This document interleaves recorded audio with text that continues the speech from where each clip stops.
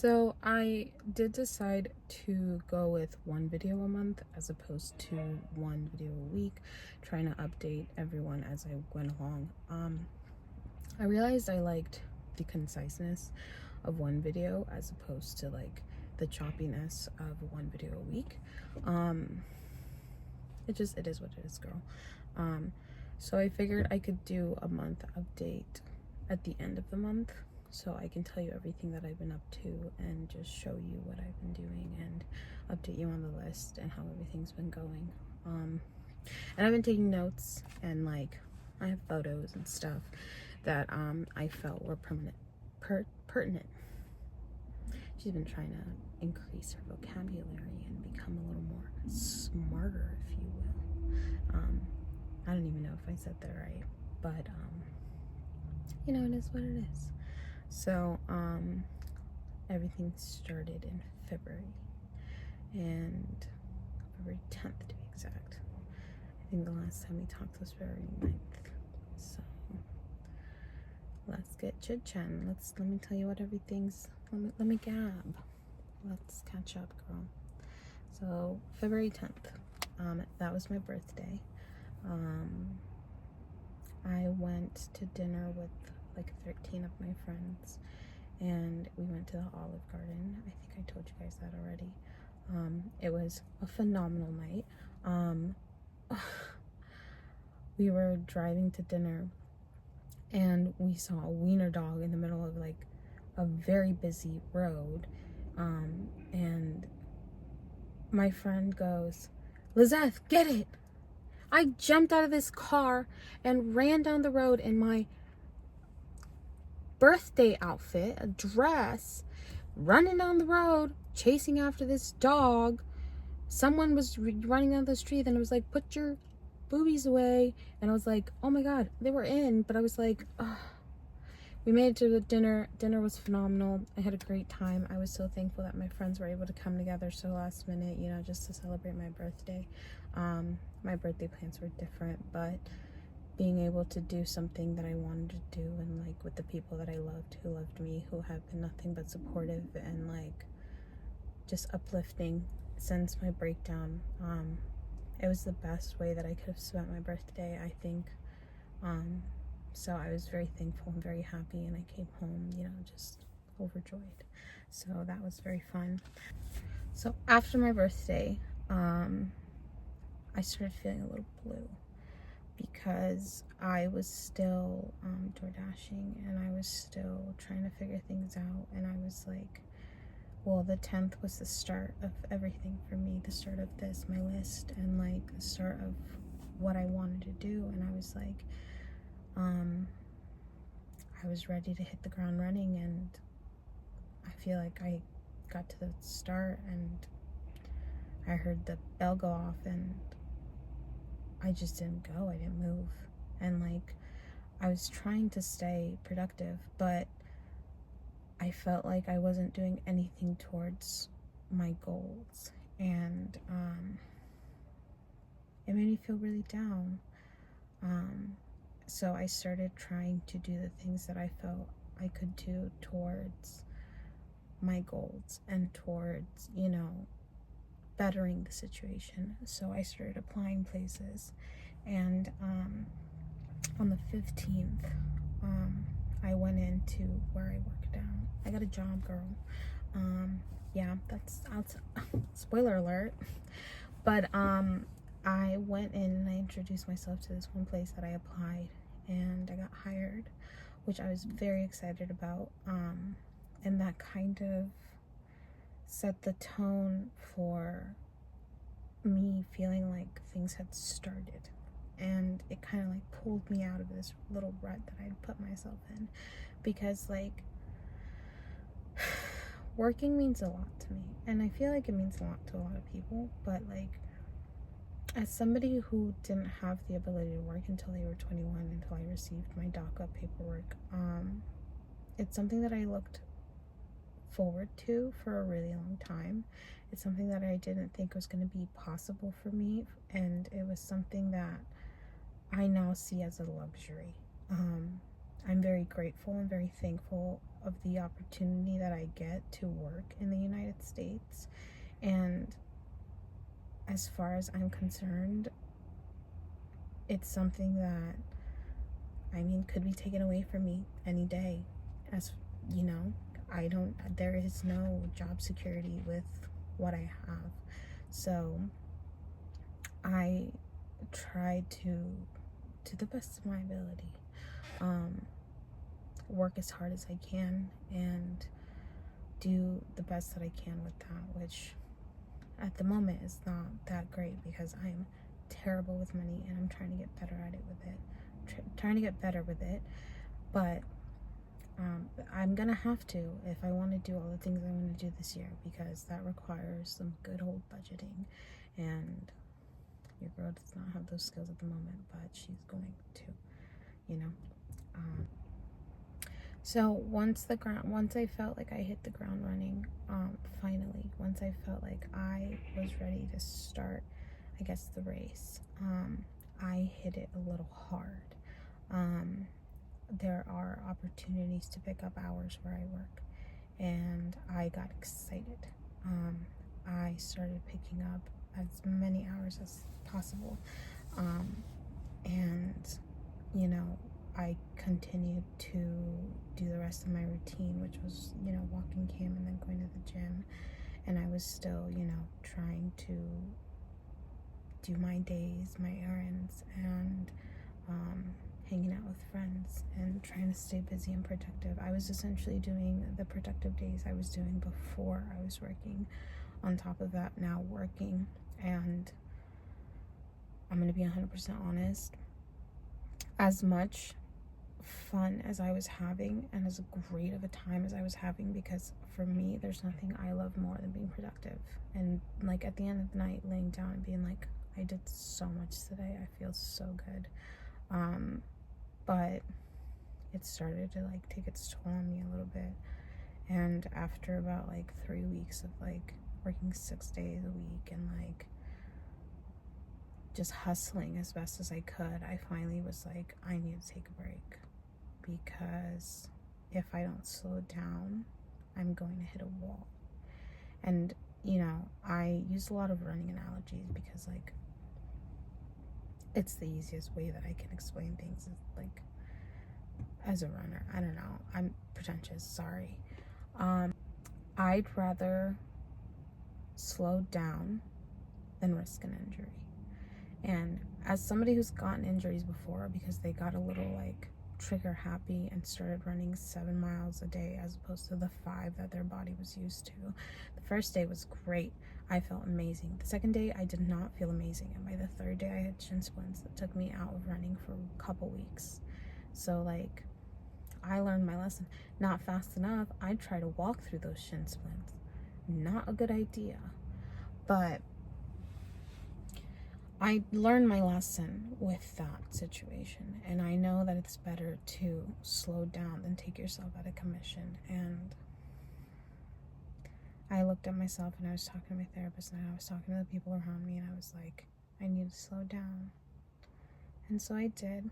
I took a couple days off, and in doing so, I realized that I was like not paying attention to a couple things, and like specifically my trauma therapy homework. And so again, in my little break, I started working on it, and I put a couple hours in, and it felt really good. The reason that I struggle to do my trauma therapy homework is because, well, for multiple reasons, but I guess the main one being the triggers that I have to deal with. I struggle with avoidance. When things are very difficult for me, I will rather do anything else than the thing that's stressing me out. And with that being said, I do it with everything. And triggers are very uncomfortable. With these PTSD triggers that are flashbacks to certain situations. It's hard to experience myself in this breakdown when I don't remember, my brain has blocked out most of the breakdown, but experiencing it in these memories, it's very scary. It's very jarring, and I don't like to do it often. And then the days that follow, the random memories that'll hit me just throughout the day and the night as I'm going about my business, because I feel like I'm extra sensitive to triggers after working on my trauma therapy homework. That's not fun either. And that's the reason why I avoid my trauma therapy homework as much as I do.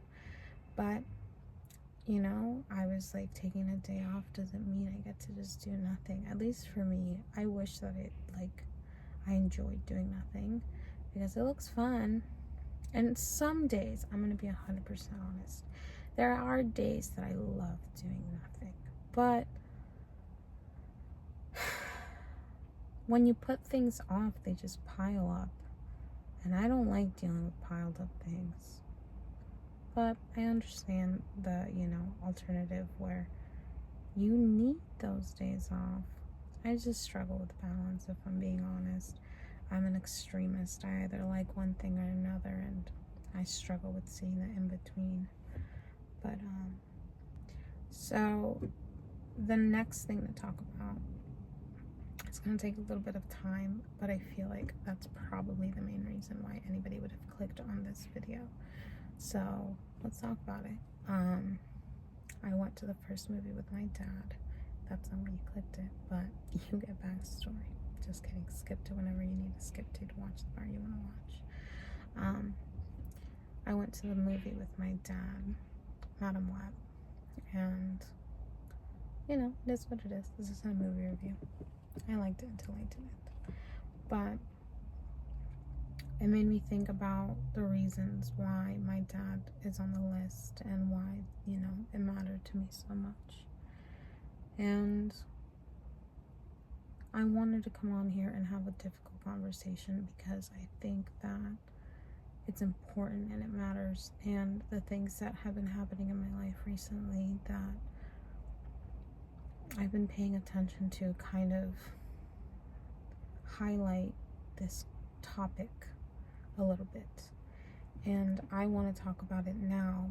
And I'm going to want to talk about a lot of the difficult things now, because I want to get them out of the way. I want to focus on the good stuff, and I want my channel to be about everything else. And what that means to me is, fine, let's talk about the conservatorship right now. First video. Let's get that out of the way. During my breakdown, my dad was reached out to by a lot of professional help, and by the police, and by a lot of people that were just trying to help him.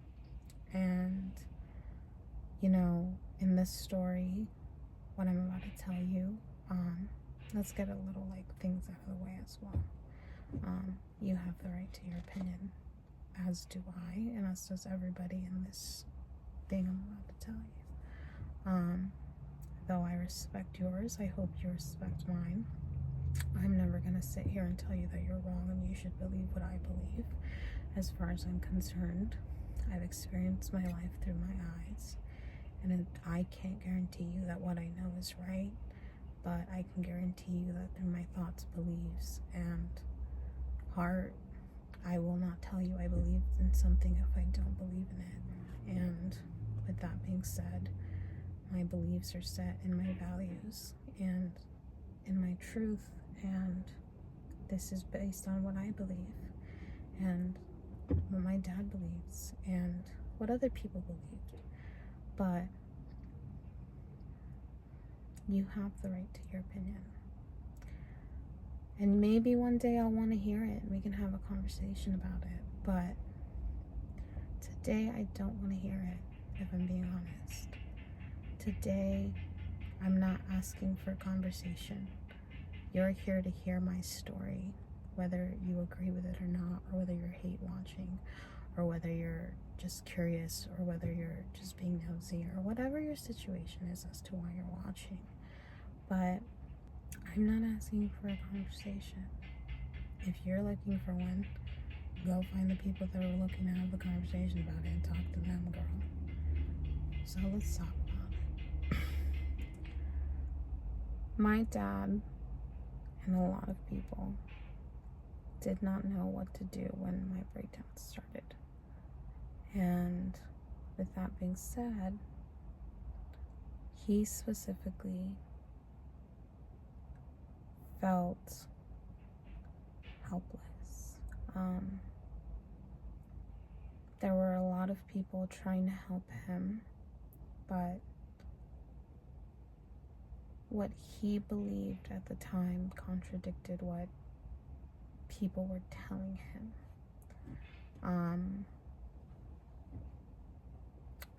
What people were telling him was that I needed to be forcefully institutionalized, or that I needed him to take me under a conservatorship so that he could take the action that needed to be taken to get me medical help. And before we continue, let it be known that there is a game plan if something similar were to happen again. And I'll share it with you. I'm not embarrassed to admit to it, and I'm not ashamed of it. I have given my personal right to be institutionalized if I were to have another mental breakdown. I personally don't want the extremes of what happened last time to happen again, and I personally don't want to deal with that. And with that being said, I have given my consent to the people around me and my loved ones that if that were to happen again, worst case scenario, girl, toss me in. It is what it is. I don't care if I don't want to go. Coherent me wants that me to go. So let's continue. What my dad believed at that specific point in time was that I was gonna come back, that I was gonna fight my way through this, and that I was going to find a way to be coherent again. And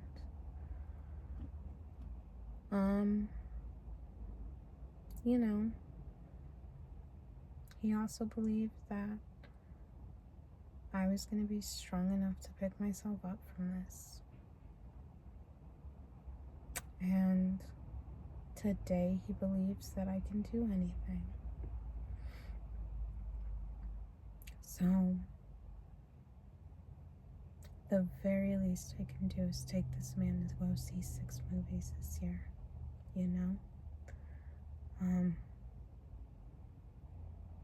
Because I understand 150% if you believe that he should have thrown me into an institution. And let's not put it that way. It's not as aggressive as it sounds, and it's not, I wouldn't have agreed to it coherently now for it to be my backup plan if I didn't agree with it, you know what I mean?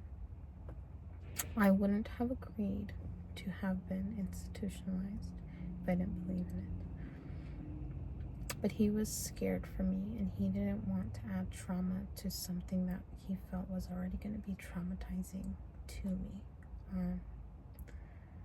And,